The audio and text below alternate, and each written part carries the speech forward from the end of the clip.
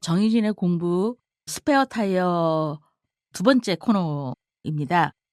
이번에도 어떻게 하다 보니 앞에 다른 에피소드에서 상처나 복수 이런 문제에 대해서 다뤘는데요. 어떻게 하다 보니까 그와 비슷한 문학 작품을 소개하게 됐는데요. 아시는 분들이 이미 아시겠지만 제가 좋아하는 한국의 소설가 정찬의 2015년도 비교적 최근 작품이죠. 이 정찬 선생님이 워낙 다작이고 쉬지 않고 책을 내셨기 때문에 작품 분량이 어마어마합니다. 그중에 이제 길 저쪽이라는 길 컴마 저쪽이라는 장편 소설이 있습니다. 이 정찬이라는 소설가로 대표되는 어떤 지식인의 캐릭터, 지식인의 어떤 위상이 있죠. 저는 소설가를 스토리텔러라고 생각하지 않거든요.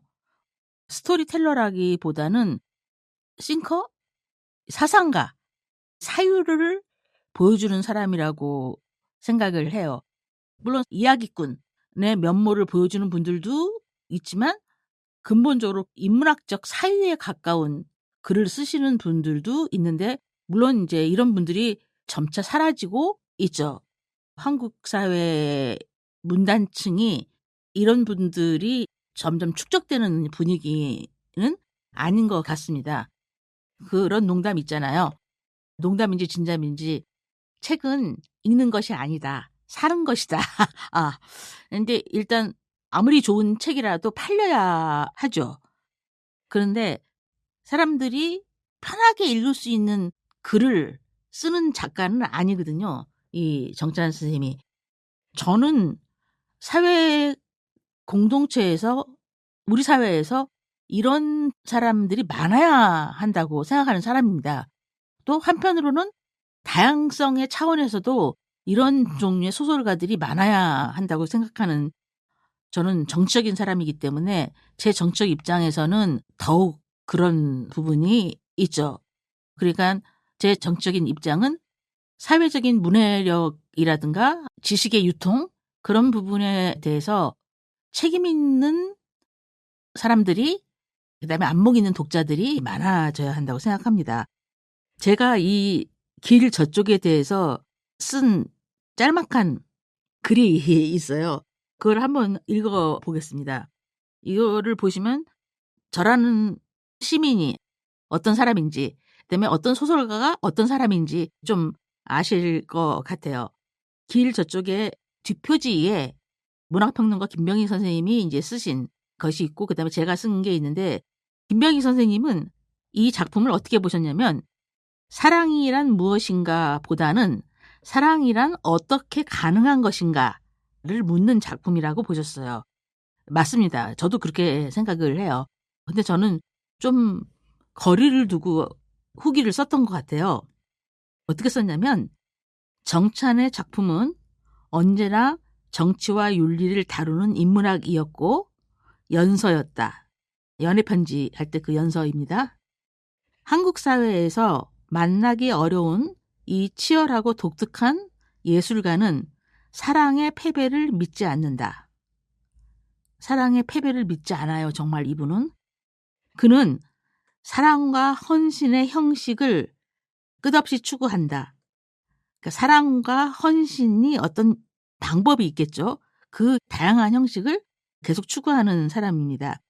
길 저쪽 이 소설은 정찬의 여느 작품들처럼 읽기의 고통과 사유의 즐거움을 동시에 선사한다. 동시에 선사한다.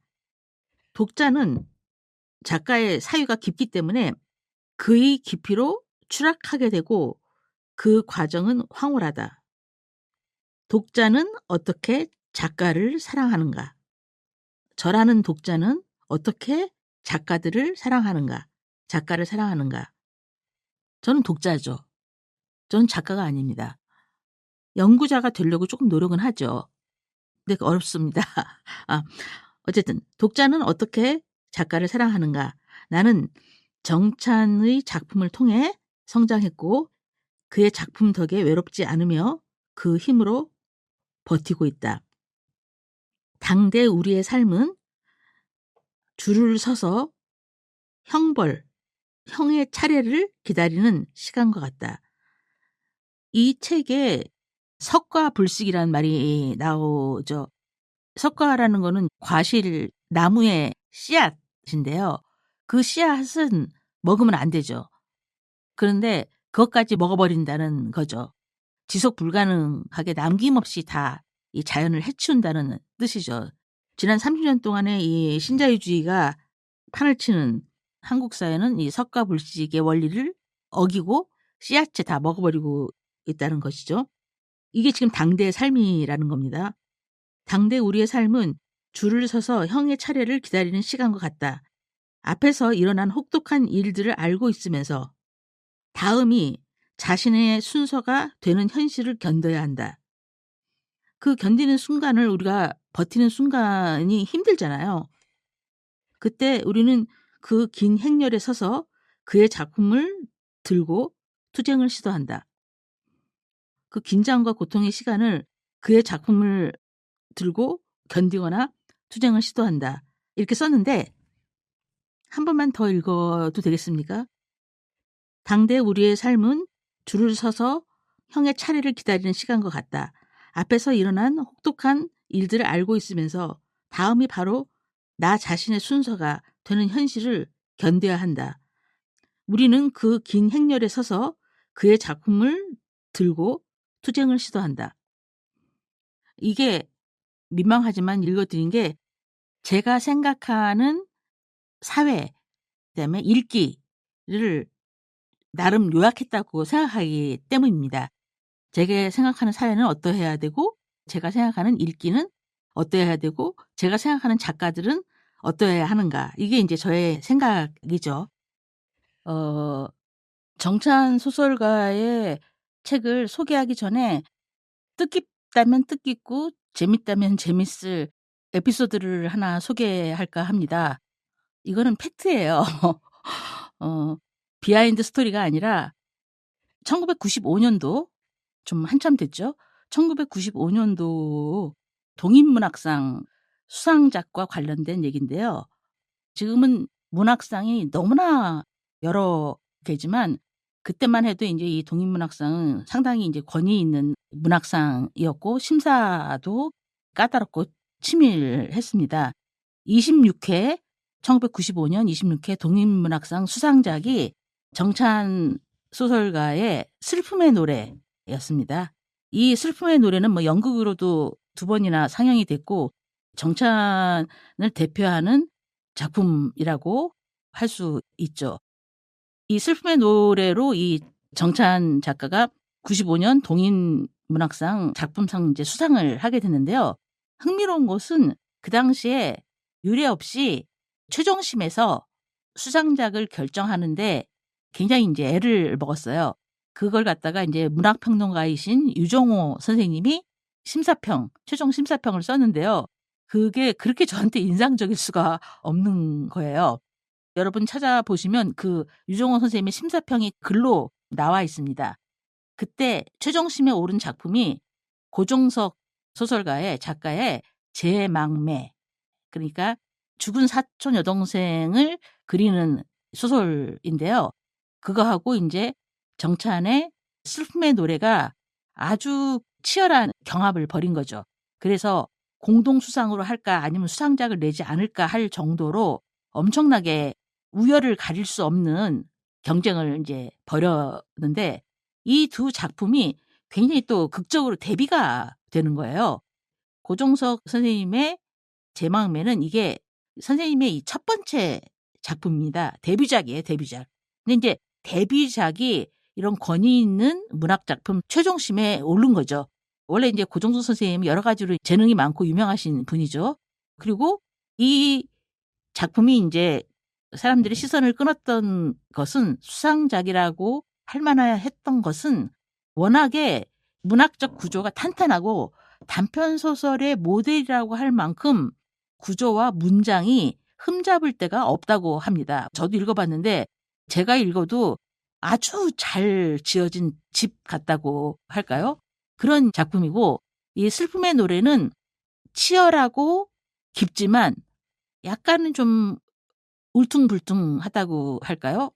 그렇게 아주 막 세련된 그런 느낌은 주지 않지만 메시지가 굉장히 강력한, 그래서 이 문체와 주제의식이 굉장히 상반되는 그런 작품이어서 많은 심사위원들이 고민을 했는데, 흥미로운 것은 유정호 선생님이 왜 정찬의 슬픔의 노래를 선정할 수밖에 없었는가를 얘기하면서 고종석 선생님의 제망마의 이 작품에 대해서 비평을 하신 거예요.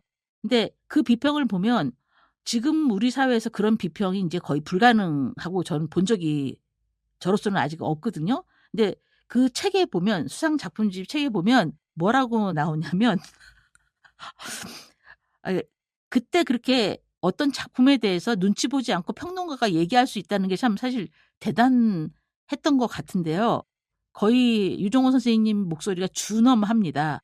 뭐라고 얘기하냐면 제망매가 좋기는 하지만 가장 결정적으로는 이 소설가가 작중의 여주인공에게 추파를 던지고 있다.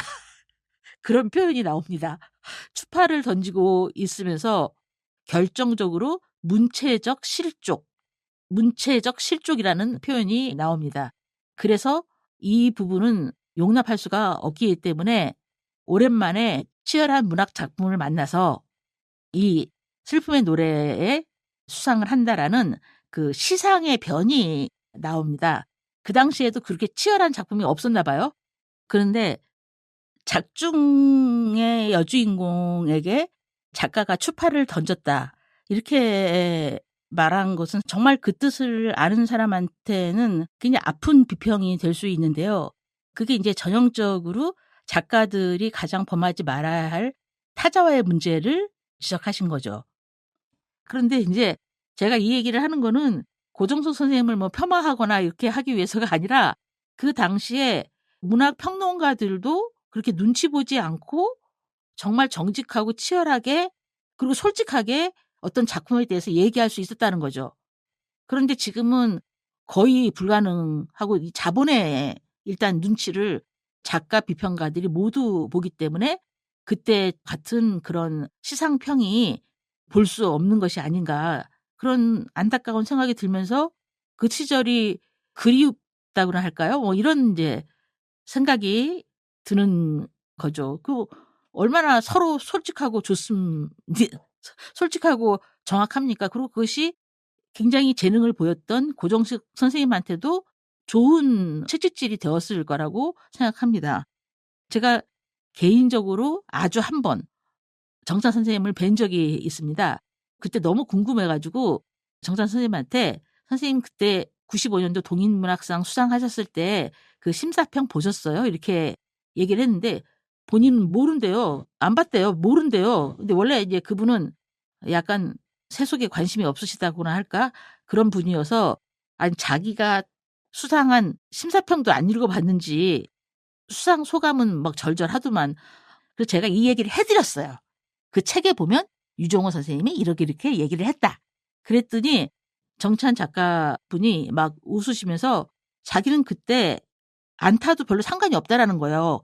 재능이 있는 고종석이 먼저 타도 상관이 없다고 얘기를 하시면서, 이유가 뭐냐면 어차피 자기는 그다음에 탈 거기 때문에 그렇게 심사위원들이 고민하지 않았어도 될 것 같다고 얘기를 하셨어요. 그래서 제가 참 고종석 선생님이나 유정호 선생님이나 정찬 선생님이나 다 참 독특하고 훌륭한 분들이다, 이런 생각을 하게 됐죠.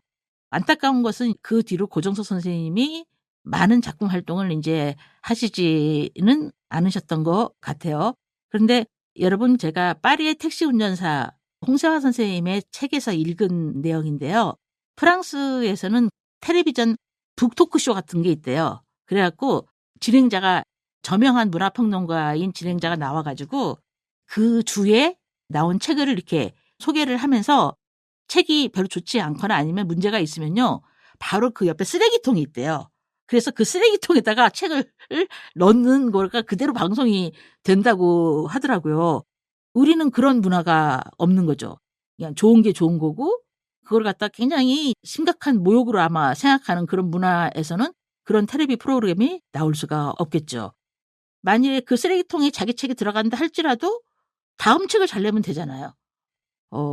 논쟁이 없는 사회는 미래가 없는 거죠. 역사를 잊은 민족에게 미래가 없는 게 아니라 논쟁이 현재 없는 사회에 미래가 없는 거죠. 이 길 저쪽은 대강의 줄거리는 이렇습니다. 약간 미스테리 형식을 띠고 있는데요. 1970년대 박정희 정권 하에서 민주화 운동을 했던 분들이 고문을 당하는 사람들의 그 이후의 얘기입니다. 작가의 말에 의하면 한국 사회의 역사적 풍경을 1970년대를 시작으로 80년대까지 우리가 지금 발딛고 있는 이 현실을 배경으로 사랑 이야기를 하고 싶었다고 합니다. 그러니까 고통과 상처 이야기이기도 하지만 기본적으로 이 소설을 사랑에 관한 소설이라고 처음부터 이제 모습을 받고 있는 것이죠. 사랑. 정말 사랑이란 무엇인가? 이 소설에서 미스테리 구조로 되어 있다라는 것은 계속 이 주인공이 편지를 받습니다. 편지를 받는데 그 편지 속에서 이전의 과거의 이야기들을 이 사람이 이제 계속 상기하는 거죠. 군부 독재 시절에 어떤 여성이 민주화 운동에 가담했다고 간주되는 그거는 이제 그들이 정하는 것이니까요. 군사 정권 시절에 고문당한 여성들 중에서 성고문을 당했는데 임신까지 하게 되는 그런 경험을 하게 되죠. 이 책의 주인공이 그렇습니다. 우리가 살면서 다양한 외부적인 요소들이 이물감을 주면서 우리 몸을 들락날락하죠. 자극을 주기도 하고 그 자극을 받아서 우리가 반응하기도 하고 그런 이물감과 이제 함께 살아가는 거죠. 그래서 상처라는 말에서 이 처자를 보면 세상의 만물이 우리 몸에 처하고 있는 거죠. 외부의 자극에는 즐거운 것도 있고 또 한편으로는 영원한 상처가 되는 것도 있죠. 아름다운 자극은 우리를 행복하게 하기도 하지만 고통스러운 자극은 그렇지 않고 고통이 피부라는 일종의 전선, 프론트라인, 피부라는 전선에서 여기서 이제 피부는 자아를 얘기하는데 자아가 혼란과 반란을 반복하면서 고통과 함께 전쟁 상태를 이 몸에서 살아내는 거죠. 우리가 보통 상처를 얘기할 때 어떻게 그렇게 너는 내 가슴에 못을 박을 수 있느냐. 애미 가슴에 어떻게 이렇게 못을 박을 수 있느냐. 그다음에 국가가 재해 피해자들한테 가슴에 못을 박았다. 이런 식의 상처에 대해서 못의 비유가 많죠. 근데 이것은 비유이기도 하지만 실제적인 상황이기도 합니다. 그러니까 이 소설의 화자가 이렇게 말을 하죠. 오늘 스페어 타이어 두 번째 시간에서 나눌 얘기가 이제 이건데요. 못에 관한 얘기입니다. 못. 이 주인공이 그렇게 말을 합니다. 몸에 깊숙이 박힌 못을 어떻게 빼내요? 몸에 깊숙이 박힌 못을 어떻게 빼내요? 저는 예수의 몸을 생각했어요. 예수가 이제 십자가에 못 박혔잖아요. 예수의 몸속으로는 더 크고 더 깊은 못이 뚫고 들어갔잖아요. 예수는 그 못들을 깔끔히 빼내었죠. 용서를 통해. 하지만 저는 예수가 아니잖아요. 살 속에 박혀 살의 일부가 되어버린 못을 빼낸다는 것은 못의 고통을 되살리는 행위예요. 저한텐 그랬어요. 저는 기도를 할 수밖에 없었어요. 기도에 대한 생각만 했어요. 그럴 때마다 영서가 떠올랐어요. 여기서 영서는 성폭행을 당해서 낳은 딸입니다. 그러니까 몸에 깊숙이 박힌 못, 깊은 상처를 우리가 어떻게 해결하고 같이 살아갈 것인가 혹은 빼낼 것인가. 예수는 크고 깊은 못을 몸에 뚫고 지나갔는데 그걸 말끔히 빼냈죠. 말끔히 빼냈다는 것은 다 용서를 했기 때문에 예수에게 상처를 준 사람들이 몸 밖으로 다 나가버린 거죠. 그렇지만 보통 사람들은 예수가 아니잖아요. 그러니까 살 속에 박혀서 살의 일부가 되어버린 그 고통, 그 못을 빼낸다는 것은 못이 들어올 때의 그 고통을 계속 생각할 수밖에 없는 행위라는 것이죠. 이 얘기는 우리가 상처를 몸속에 갖고 있을 때, 못이 상처라고 했을 때 못이 이미 우리 몸의 살의 일부가 되어버린 상황에서 내가 원하지 않는 이 몸을 어떻게 처리해야 된다 그럴까? 반응하고 인식하면서 살아갈 것인가의 문제죠. 이건 사실 보편적이고 흔한 얘기죠. 상처가 없는 사람이 어디 있겠습니까? 그런데 예수가 아닌 이상, 용서를 완벽히 하지 않는 이상은 계속 그 상처가 이 몸 안에 있는, 못이 몸 안에 있는 상태인데, 문제는 그 못이 어떨 때는 우리를 살리기도 한다는 거예요. 그래서 왜 의학적으로 어떤 칼이나 못이 들어왔을 때는 임의로 빼지 말라고 하잖아요. 왜냐하면 그것이 출혈을 막아주는 효과를 하죠. 칼을 빼는 순간 거기서 피가 출혈이 나기 때문에 역설적으로 칼은 나를 해치려고 맨 처음에 들어왔지만 몸에 들어오면서 나의 일부가 되어버린 것이죠. 그래서 피가 밖으로 나가는 것을 막아주는, 이런 끔찍한 이물질이 어디 있겠습니까? 피하에 분간이 되지 않은 상태죠. 칼이라는 거는 피고 몸은 아잖아요. 살아있다는 것은 그래서 칼과 내 몸이 분간이 되지 않은 상태고, 만일에 이것이 확실하게 구분될 때 사람은 죽게 되는 것이죠. 그러면 여성에게, 가부장제 사회에서 여성에게 최악의 이물질은 무엇이겠습니까? 이 책에서는 이제 성폭력으로 자기가 더군다나 적으로 간주한 국가 권력의 하수인들에 의한 성폭력으로 해서 한 임신, 자기 몸의 일부이자 일부 이상인 그 임신이 몸에 들어온 엄청난 못이죠. 물론 이건 당연히 임신 중단을 해야 되지만 이 책에서는 그러지 못한 얘기가 나오는 거죠. 이 길 저쪽이라는 이 책의 표지가 제 생각할 때는 나름 디자이너가 공을 들인 표지라고 보여지는데요. 왜냐하면 이 표지가 무수한 문들의 연속이에요. 문들이 계속 겹쳐져서 나오는데, 이것이 상징하는 것은 한 번 문을 열고 들어가면 그다음 문이 또 나오고, 한 번 문을 열고 들어가면 그다음 문이 또 나오고, 그러니까 제가 이거를 해석할 때는 새로운 인식이라는 것이 치유의 본질이라는 거죠. 그러니까 우리가 매번 새로운 인식을 할 때마다 해석이 달라지면서, 상처에 대한 해석이 달라지면서 그나마 살아낼 수 있는 거죠. 상처는 없앨 수 없는 거니까 계속적인 해석의 영역으로 남아있는 거잖아요. 해석의 영역을 계속 문을 젖히고 또 젖히고 또 젖히고 계속적으로 상처에 대한 해석하고 투쟁하는 것이 상처받거나 고난받은 사람들의 인생이 되겠죠.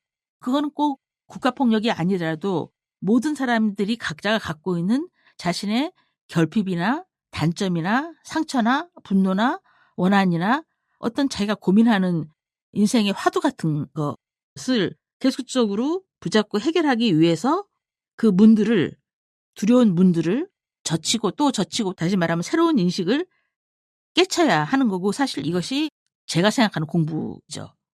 계속적인 새로운 인식을 통해서 현실의 해석을 달리해 나갈 때 공동체도 진보하고 개인의 성장을 이룰 수 있다고 이제 저는 생각을 하는 거죠.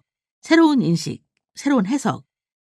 여기서 이제 작가는 이 문제를 정면으로 바라봅니다. 이게 참 어려운 일인데요. 이 끔찍한 비참을 바라보고 이 환부를 드러냅니다. 드러냈다는 게 환부를 사람들 앞에 아주 완전히 다 까발리는 겁니다. 도려냈다는 게 아니라 드러내는 거죠. 왜냐하면 이 작가는 슬픔의 힘을 알고 있기 때문이죠. 한번 제가 언급한 것 같은데 세상에서 가장 힘이 센 것이 두 가지. 하나는 물이고, 물질적으로는 물이고 정동적인 의미에서는 슬픔이죠. 이 슬픔이 갖는 정화력, 끝까지 슬퍼할 때만이 우리가 그 상처를 치유할 수 있다는 것이죠. 그래서 이 한없이 마음껏 슬퍼하는 것이 말하자면 일종의 해결이라기보다는 덜 고통스러운 상황이라고 보는 거죠. 이 슬픔이라는 건 굉장히 독특해요. 분노도 아니고 어떤 약자가 되는 경험이라고 그럴까? 저는 사실은 이 슬픔을 제대로 정의를 못 하겠어요. 그다음에 이제 권력이, 모든 권력이, 도처에 있는 권력이죠. 권력이 가장 두려워하는 것은 이 작가는 사랑이라고 봐요. 이런 거 있잖아요. 우리가 어떤 사람은 나를 힘의 원리로 대해요. 그리고 어떤 사람은 나를 사랑의 원리로 대해요. 그럴 때는 힘의 원리로 대하는 사람한테는 힘의 원리로, 사랑의 원리로 대하는 사람한테는 사랑의 원리로 대해야 하는 거죠. 그렇지만 우리는 사랑보다 권력이 승리할 것이라고 믿죠. 그건 나쁜 사회이기 때문에. 그러나 저는 나쁜 사회여도 사랑이 승리한다고 믿습니다. 왜냐하면 사람은 근본적으로 권력보다는 사랑에 더 가깝기 때문이죠. 그래서 제가 생각할 때 이 작품은 사랑을 이기는 못은 없다는 거죠. 그러니까 이 작품에서 나오는 주인공들이나 등장인물들이 절대로 사랑할 수 없는 것을 사랑해내는 기적을 만들어냅니다. 내가 강간당해서 낳은 아이를 사랑하는 것, 그리고 그 아이를 통해서 구원을 얻는 것. 이거는 쉬운 일이 아니죠. 여기서는 지금 임신 중단 이슈를 얘기하는 것이 아니라 이걸로 상징되는 도저히 내 몸에 있는 어떤 거를 내가 도저히 사랑할 수 없는데 그거를 사랑하는 거 있잖아요. 저도 제 안에 있는 너무나 제가 싫어하고 마주하기 싫은 많은 것들이 있습니다. 저의 미움을 받는 나의 문제. 타인들도 싫어하고 저도 싫어하는 저 자신의 문제. 근데 그거를 내 스스로 인정하고 사랑하는 것은 쉽지 않지만 그게 유일한 승리겠죠. 왜냐면은 이건 제 표현인데 범람하는 이 눈물의 강에서도 사랑은 변하지가 않죠. 사랑은 사랑할수록 콸콸콸콸 샘솟습니다. 사랑은 한결 같지만 못은요 썩잖아요. 못은 녹슬잖아요. 못은 몸에 들어온 이상은 몸과 갈등하고 혹은 막 섞이고 서로 부대끼면서 결국은 이전보다는 처음에 들어올 때 그 누가 내 가슴에 못 박았을 때보다는 그 못의 위력은 약화되기 마련입니다. 우리 몸속에 못의 자국이 남긴 하지만 못은 녹슬고 변하고 옛날처럼 그렇게 날카롭거나 그러지 않아요. 무뎌지고 힘이 없어집니다. 못은 산화하기 마련이라는 것이죠. 제 요지는 그런 겁니다. 우리가 못을 피하고 사는 사람은 없다고 생각합니다. 누구나 작은 상처든 큰 상처든 고통을 받죠. 그런데 그 못을 처리하는 방법은 굉장히 다양하죠. 못을 빼내려고 할 때 출혈이 있으니까 당분간 못과 함께 살아간다든가, 못이 빼낼 때 몸만 살짝 제대로 잘 빠지면 좋은데 몸에서 살점이라든가 내장이 같이 나오면 어차피 우리의 몸은 상하는 거잖아요. 그러니까 상처는, 못은 어차피 우리의 일부이기 때문에 그 일부를 우리가 어떻게 바라보고 어떻게 다뤄야 될까의 문제지 이거를 없었던 일로 하거나 없는 일로 생각할 수는 없다는 겁니다. 그러니까 우리가 우리 사회에서 혹은 개인적으로나 사회적으로 우리 사회에서 우리가 직면하기 싫은 현실들, 마주하기 싫은 어려운 일들, 이 모든 것이 무섭고 끔찍하다고 도피할 수는 없죠. 도피하는 거는 못의 상처를 방치하는 것입니다. 그런 의미에서 정찬이라는 작가는 언제나 이 고통하고 정면 충돌을 하죠. 정면 충돌을 해서 벌어지는 그 상황에 대해서 쓰는 사람이라고 저는 생각합니다. 여러분 몸에 있는 못은 무엇인가요? 그거를 한번 생각해 보는 계기로서 짤막하게 길 저쪽 이 소설에 대해서 한번 알아봤습니다.